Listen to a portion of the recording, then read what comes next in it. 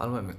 အားလုံးပဲမင်္ဂလာပါကျွန်တော်ကတော့လီနိုမကက်ကလေးနဲ့ရိုင်းမသိမ့်ခါရဲ့လီနိုမကက်ကလေးနဲ့ပေါ့နော်ဒီခုနှစ်သားသမီးရဲ့တပတ်စာဟောတဲ့လေးကိုပြောပြပေးမှာဖြစ်ပါတယ်အခုကတော့ကျွန်တော်တနင်္ဂနွေသားသမီးတွေအတွက်စပြီးတော့ပြောပြပေးမှာဖြစ်ပါတယ်ကျွန်တော်အရင်ကောက်တွေကဆက်ပြီးတော့မသုံးပြတော့ဘောနော်အခုဒီကောက်လေးနဲ့ပဲကျွန်တော်ဆက်ပြီးတော့လုပ်ပေးပါမယ်ကျွန်တော်ဒီကြားထဲမှာစိတ်လေးနေရာနဲ့ဒီပြန်ပြီးတော့မဟောပြဘူးပေါ့နော်အခုကျွန်တော်ပြန်ပြီးတော့လုပ်ပါမယ်အဲ့တော့ကျွန်တော်ကိုဝိုင်းရပေးကြပါဦးခင်ဗျာအဲ့တော့တနင်္ဂနွေသားများအတွက်ဒီငွေကြီးကန်လေးစပြီးတော့ကြည့်ပေးမယ်တနင်္ဂနွေသားများကဒီတစ်ပတ်တာကာလဒီမှာပေါ့နော်ငွေကြီးကန်ပွင့်လန်းနေမယ်အရာစင်ပြေငွေကြီးနဲ့ပတ်သက်ပြီးအရာစင်ပြေအောင်ဝင်ချောမွေ့နေမယ်ပြီးတော့ကိုကငွေကြီးနဲ့ပတ်သက်ပြီးတော့ကောင်းသတင်းတွေကြားရခင်ရှိတယ်ဆိုတာလေးတွေ့ရတယ်ပြီးတော့ငွေကြီးဒါငွေကြီးကန်ပေါ့နော်ပြီးတော့အခြေရေးတနင်္ဂနွေသားများကဒီဘက်တာမှာအခြေရေးနဲ့ပတ်သက်ပြီးတော့လည်းအရာစင်ပြေနေမယ်ကိုကဒီကိုရီကြားထဲမှာရှိတဲ့လျှို့ဝှက်ချက်တွေ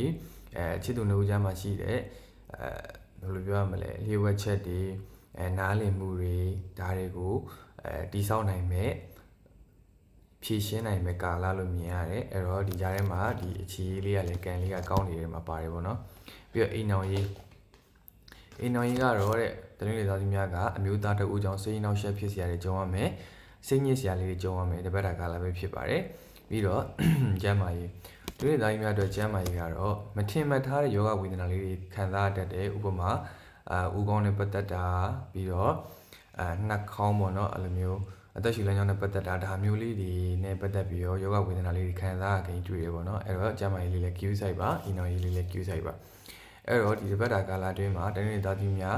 စောင့်ရမယ့်ကဏ္ဍနံပါတ်ကလေးကတော့2 3ည2 8ဆိုတဲ့ကဏ္ဍနံပါတ်ကလေးကိုစောင့်ပါ19နဲ့6နှစ်ဆိုတဲ့ကဏ္ဍနံပါတ်အတွဲလေးတွေကိုတော့ရှောင်ပေးပါခင်ဗျာအတွဲတွေသားကြီးများအားလုံးလည်းကျမ်းမာချမ်းသာကြပါစေခင်ဗျာကျွန်တော်ကောင်းလေးကိုလည်း comment လေးရေးအသေးလေးပေးပြီး follow လေးလုပ်သွားဖို့မေ့ပါနဲ့ခင်ဗျာကျေးဇူးတင်ပါတယ်